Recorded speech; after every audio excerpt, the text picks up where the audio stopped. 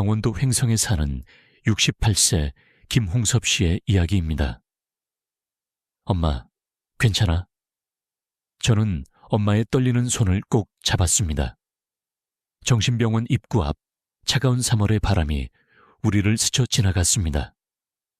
엄마는 고개를 끄덕였지만 창백한 얼굴은 그렇지 않다고 말하고 있었습니다. 이제 끝이야, 보람아. 엄마의 목소리는 가늘게 떨렸습니다. 40년. 아버지가 술을 마시기 시작한 지 40년이 지났습니다. 제가 태어나기도 전부터였습니다.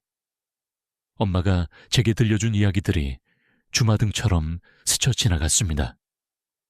보람아, 네 아빠가 어젯밤에도 술 마시고 와서는. 엄마는 늘 그렇게 말을 시작했습니다. 식탁을 엎은 날, 벽에 구멍을 낸 날, 한겨울에 엄마를 마당에 세워둔 날, 그리고 제 중학교 졸업식 다음 날, 취한 아버지가 휘두른 소주병이 제 머리를 스쳤던 그날. 엄마, 잘한 거야. 이제 우리 편하게 살자. 저는 엄마를 꼭 안았습니다. 엄마의 어깨는 너무 작았고 앙상했습니다. 65살. 엄마는 65년을 살았지만 그중 아빠랑 산 세월은 지옥이었습니다. 병원 문이 닫히는 소리가 들렸습니다. 철컹. 아버지는 이제 저 안에 있었습니다. 알코올 중독, 치료 병동. 더 정확히 말하자면 정신병원 폐쇄 병동. 엄마, 집 가자. 오늘은 엄마 좋아하는 된장찌개 끓여줄게. 그날 저녁, 오랜만에 평온한 저녁, 식사였습니다. 아버지가 없는 집은 이렇게 조용하고 따뜻했습니다. 하지만 저는 몰랐습니다. 이 평온이 얼마나 짧게 끝날지, 그리고 진실이 얼마나 잔인할지. 아버지가 병원에 입원한 지 일주일이 지났습니다. 엄마, 오늘 장 보러 가자. 우리 맛있는 거 해먹어. 저는 엄마의 손을 잡고 횡성 읍내시장으로 향했습니다. 봄볕이 따스하게 내리쬐는 토요일 오전이었습니다. 엄마는 오랜만에 화장도 하고 제가 선물한 연보라색 블라우스를 입었습니다. 우리 보람이가 효년해. 엄마가 미소를 지었습니다. 언제 마지막으로 엄마의 이런 미소를 봤을까요? 기억이 나지 않았습니다. 시장 골목을 걷는데 김씨 아주머니가 우리를 불렀습니다. 어머, 옥자씨, 요새 얼굴이 왜 이렇게 좋아? 무슨 좋은 일 있어? 엄마는 잠시 멈칫했지만 곧 웃으며 대답했습니다. 그냥 날씨가 좋아서 그래요. 하지만 저는 알고 있었습니다. 엄마가 좋은 이유를. 아버지가 없어서였습니다. 집으로 돌아오는 길, 엄마가 제 팔을 꼭 잡았습니다. 보람아, 우리 이제 여행도 가자. 엄마 평생 어디 한번 못 가봤잖아. 그래, 엄마. 제주도 갈래? 아니면 부산? 아, 바다 보고 싶다. 엄마의 눈이 반짝였습니다. 하지만 그 눈빛 뒤편에 제가 알아차리지 못한 무언가가 숨어 있었습니다. 불안함. 아니, 두려움. 그날 밤, 저는 화장실을 가다가 안방에서 새어나오는 불빛을 봤습니다. 문틈으로 살짝 들여다보니 엄마가 무언가를 태우고 있었습니다. 작은 종이 뭉치들이 잿더리 위에서 타올랐습니다. 아빠 관련된 거 태우나 본. 저는 그렇게 생각하며 다시 침실로 돌아갔습니다. 하지만 그건 아버지의 물건이 아니었습니다. 엄마가 태운 건 자신의 일기장이었습니다. 엄마, 밖에 경찰차 왔어.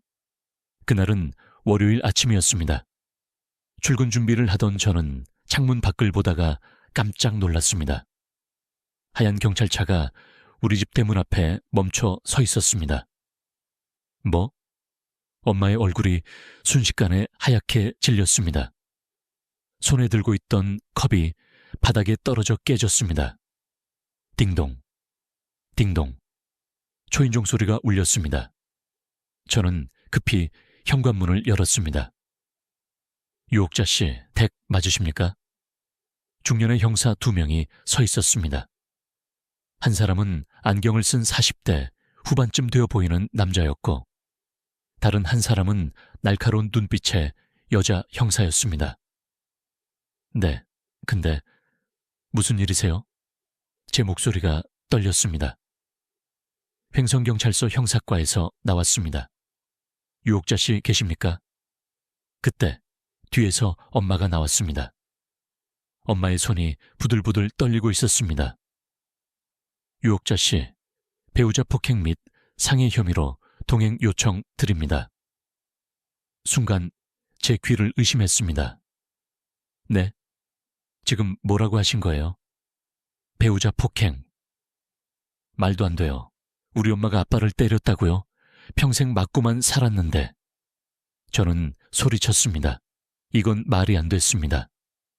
30년 동안 아버지한테 시달린 사람이 엄마였는데 어떻게 엄마가 가해자라는 거죠? 여자 형사가 태블릿을 꺼내 보여줬습니다. 김홍섭 씨가 제출한 증거입니다. 녹음 파일과 병원 진단서가 있습니다. 화면에는 오디오 파일 목록이 가득했습니다. 2024년 11월 3일, 11월 5일, 11월 10일, 수십 개의 파일들. 이건 뭐예요? 엄마는 아무 말도 하지 않았습니다. 그저 바닥만 내려다볼 뿐이었습니다. 횡성경찰서 조사실은 형광등 불빛만 차갑게 내리쬐고 있었습니다. 녹음 파일을 한번 들어보시겠습니까? 여자 형사가 물었습니다. 저는 고개를 끄덕였습니다. 엄마는 옆방에서 조사를 받고 있었습니다. 형사가 재생 버튼을 눌렀습니다. 드르렁, 드르렁. 처음엔 아버지의 코 고는 소리만 들렸습니다. 술에 취해 깊이 잠든 사람의 숨소리. 저는 그 소리가 너무나 익숙했습니다. 그런데 이 개자식이 또 술을 처먹고 왔네. 엄마의 목소리였습니다. 하지만 제가 아는 엄마의 목소리가 아니었습니다. 차갑고 날카롭고 증오로 가득한 목소리. 40년을 참았어. 40년을. 근데 이 또라이 새끼는 매일같이 쾅! 무언가 단단한 것으로 내리치는 소리가 들렸습니다. 아버지의 신음소리. 쾅! 쾅! 쾅! 계속되는 타격음, 그리고 엄마의 웃음소리. 기억도 못할 거면서 내일이면 또 머리가 왜 이렇게 아프지? 멍청하게 그러겠지. 저는 손으로 입을 막았습니다. 구역질이 올라왔습니다. 이게 진짜예요? 네.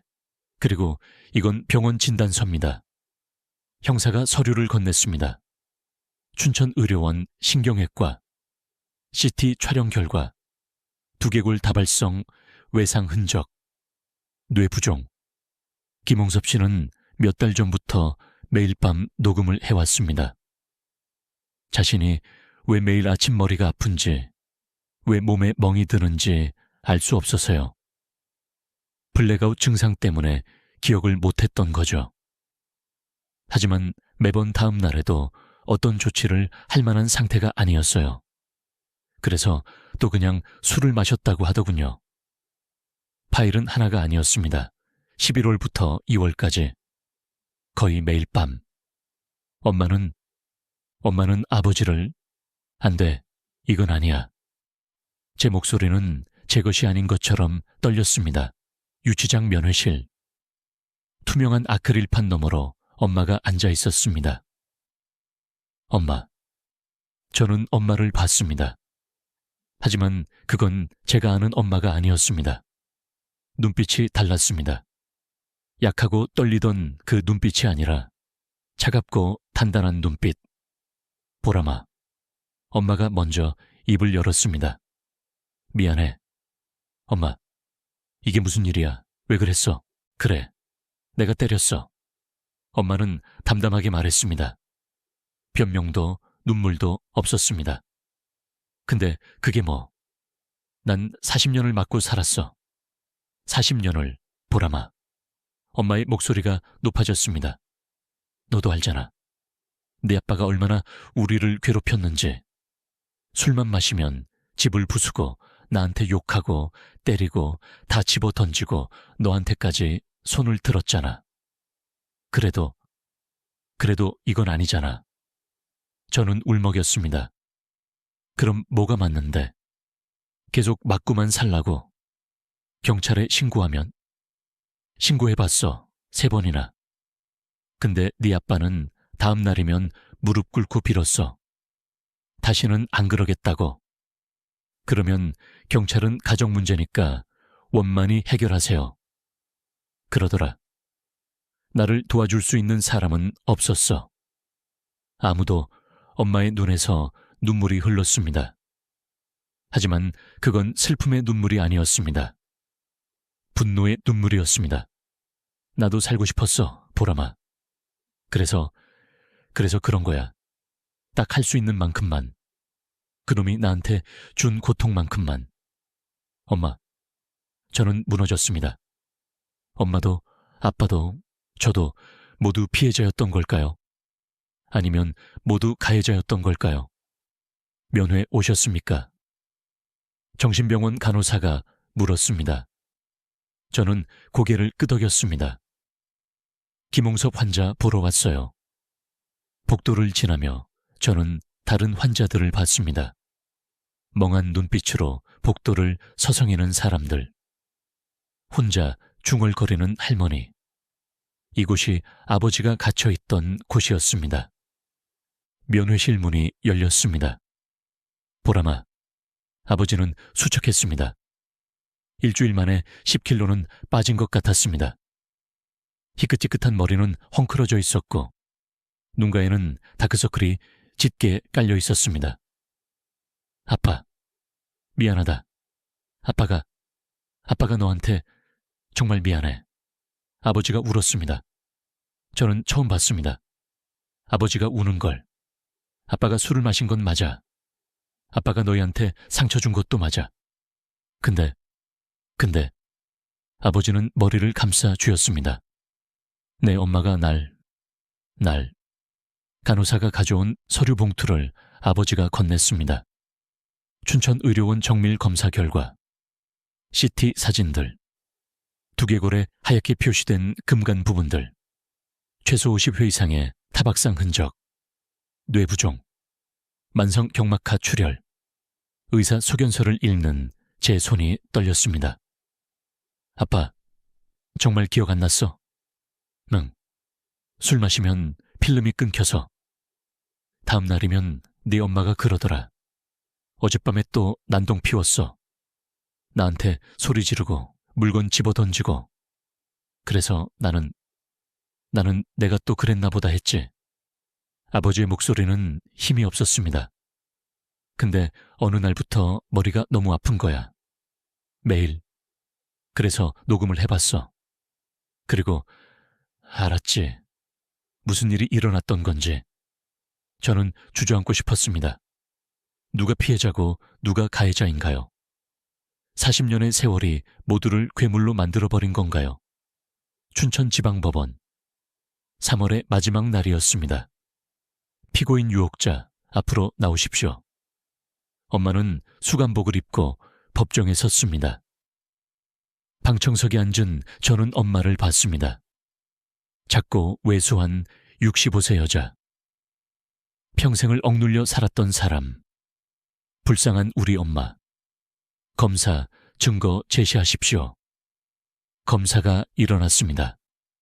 녹음 파일 재생하겠습니다. 법정에 엄마의 목소리가 울려 퍼졌습니다. 쾅, 쾅. 이 자식이 내일이면 또 기억도 못할 거면서. 방청객들이 웅성거렸습니다.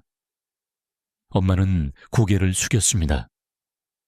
또한 피해자 김홍섭 씨의 의료 기록을 보면 두개골 다발성 골절 흔적과 뇌 부종이 확인됩니다. 이는 수개월에 걸친 상습적 폭행의 결과입니다. 변호사가 일어났습니다. 재판장님, 피고인은 40년간 남편의 가정폭력에 시달려왔습니다. 이는 정당방위. 정당방위. 검사가 반박했습니다. 피해자가 만취해 아무 저항도 못하는 상태에서 가한 폭행이 정당방위입니까? 오히려 피고인은 피해자의 블랙아웃 증상을 악용했습니다. 엄마가 벌떡 일어났습니다. 나도 피해자였어요. 40년을 맞고 살았다고요. 그렇다면 왜 이혼하지 않으셨습니까? 왜 법적 조치를 취하지 않으셨습니까? 엄마는 대답하지 못했습니다. 아이들을 지켜야 해서. 가정주부였던 엄마는 아이들을 데리고 이혼 후 독립하기가 막막했노라고. 경찰에 신고했지만 도움을 받지 못했다고. 벗어나려 할 때마다 아빠의 폭력이 더 심해졌다고.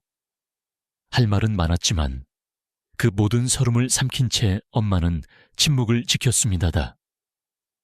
판사가 망치를 두드렸습니다. 피고인 유혹자에게 상습폭행 및 상해죄로 징역 2년을 선고합니다. 쾅. 법정이 술렁였습니다. 저는 눈물을 흘렸습니다. 엄마도 울고 있었습니다. 4월의 횡성은 벚꽃이 만발했습니다. 저는 혼자 부모님 집을 정리하고 있었습니다. 엄마는 여주교도소에 수감되었고 아버지는 재활병원에서 알코올 치료와 뇌치료를 받고 있었습니다. 안방 서랍을 정리하던 중 저는 낡은 상자 하나를 발견했습니다. 먼지가 수북이 쌓인 상자를 열자 오래된 사진들이 나왔습니다. 결혼사진. 젊은 날의 엄마와 아버지가 환하게 웃고 있었습니다. 25살의 아버지는 잘생겼고 23세 엄마는 아름다웠습니다. 두 사람은 서로를 바라보며 행복해 보였습니다. 한때는 사랑했겠지. 저는 중얼거렸습니다. 언제부터 이렇게 꼬인 걸까요? IMF 때 사업이 망하고 아버지가 술을 마시기 시작하면서, 아니면 그보다 더 전부터. 사진 뒤에는 엄마의 송울씨가 적혀 있었습니다. 1982년 5월 15일, 우리의 첫날. 사랑하는 내 남편, 행복하다. 저는 눈물이 났습니다. 40년이 이 사랑을 증오로 바꿔놓았습니다. 희생은 복수가 되었고 가족은 파괴되었습니다. 창밖으로 벚꽃이 피 흩날렸습니다. 저는 사진을 가슴에 안고 조용히 다짐했습니다. 나는 다르게 살아야지. 사랑이 증오가 되기 전에, 아픔이 복수가 되기 전에 나는 멈출 줄 아는 사람이 되어야지. 빈집에 저 혼자만 남았습니다. 하지만 이제 저는 알았습니다. 누가 옳고 그른지가 중요한 게 아니라는 걸. 서로를 파괴하기 전에 먼저 손을 놓을 수 있는 용기가 더 중요하다는 걸. 횡성의 봄은 그렇게 깊어져 갔습니다. 여러분, 보람씨는 이제 새로운 인생을 시작하려 합니다. 부모님의 아픔을 뒤로하고 자신만의 길을 걸어가려 하고 있죠. 30년의 상처 속에서도 희망을 잃지 않으려는 보람씨에게 따뜻한 응원의 말씀 한마디씩 남겨주시면 어떨까요? 여러분도 혹시 비슷한 가족의 아픔을 겪으신 적 있으신가요? 혹은 이런 상황에서 어떻게 하는 게 맞다고 생각하시나요? 댓글로 여러분의 생각을 나눠주세요. 함께 이야기하며 서로를 위로할 수 있으면 좋겠습니다. 황혼의 사랑 아픔 대신 짜릿한 복수 황로베사